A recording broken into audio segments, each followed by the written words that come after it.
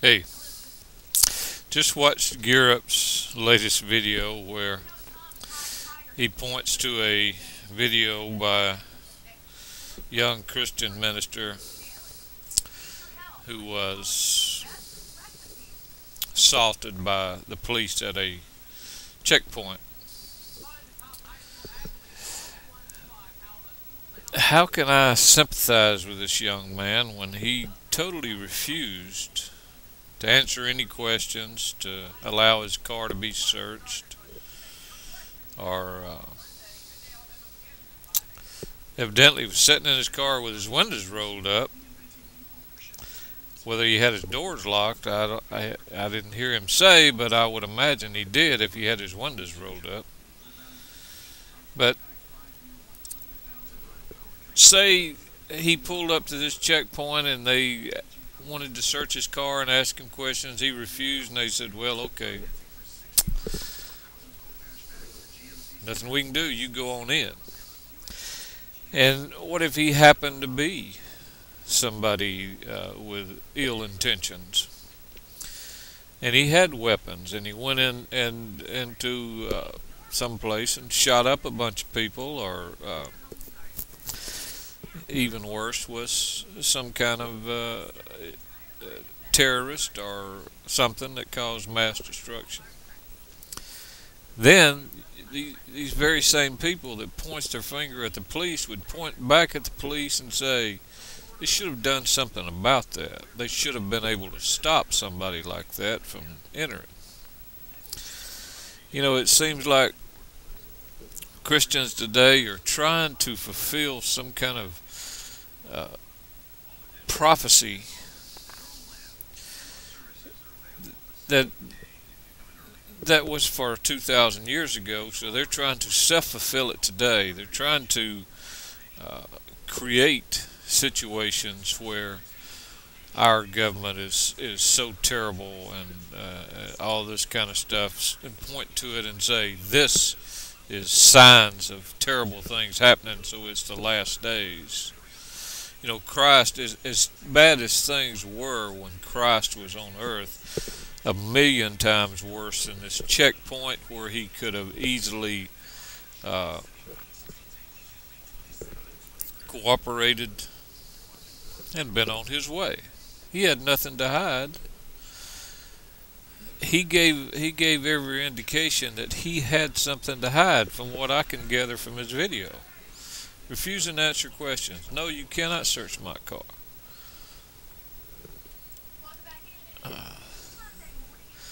We have to give and take. If there's tension in the air, the checkpoint wasn't there just to harass people. There was a reason for a checkpoint there. Realize this and be cooperative. This is our country. The same thing could happen here. If I get pulled over and I, for some reason, make them suspicious of me, and I refuse to answer their questions, evidently roll up my windows, lock my doors, I don't know, refuse a search, that's going to give them indication that something's up.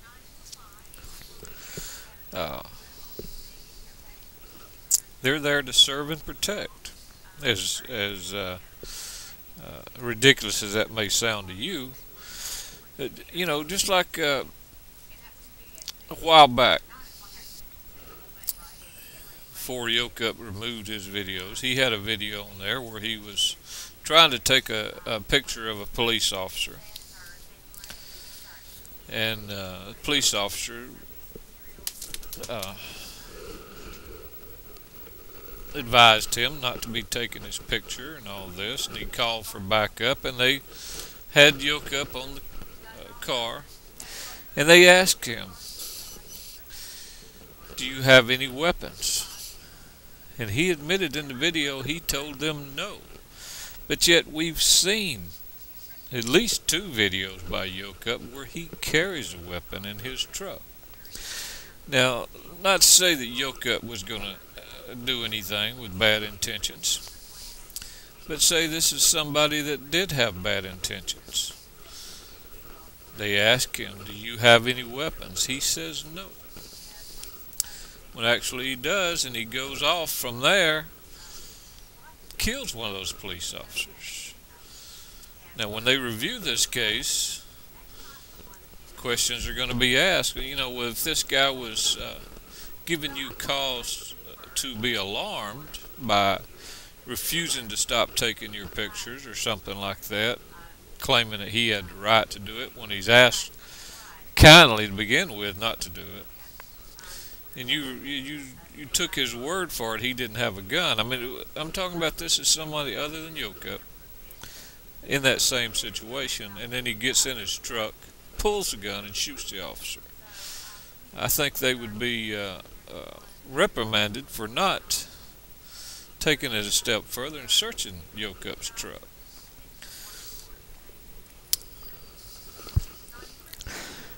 You've got to think about things like this. The young man, sure, he ended up being a victim, but most of it was caused by his own actions. A willingness to cooperate in the beginning would have spared him the busted windows, the taser, and the foot in the face. He can boast about standing up strong and refusing any kind of search or answering any kind of questions. But if every criminal was able to do that, say, no, you can't search me, no, I'm not answering your questions, I'm going on my merry way, how bad would the criminal element rise to? And these same people that are complaining about police harassment would be begging police to please help us. Crime is getting out of hand.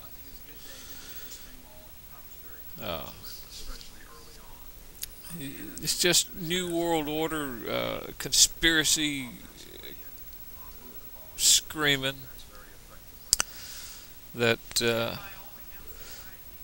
by Christians that want an end to the world. They want these prophecies to be filled here today when they were already fulfilled 2,000 years ago. They want it to come about today. They want to see not thousands, not millions, but billions of people killed in an apocalyptic end of the world.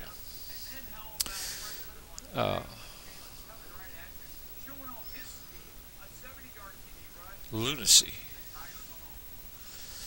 They read too many books by Hal Lindsey, Tim LaHaye, Thomas Ice, Perry, and a whole list of others. Hagee. Christ said not to try to defeat the government. Christ said submit to the government and pray that we be protected from it, from a corrupt government. I don't see our government as corrupt. We have the ability to elect officials.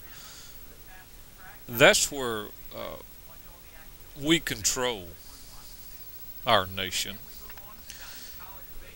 The majority has elected who it's elected.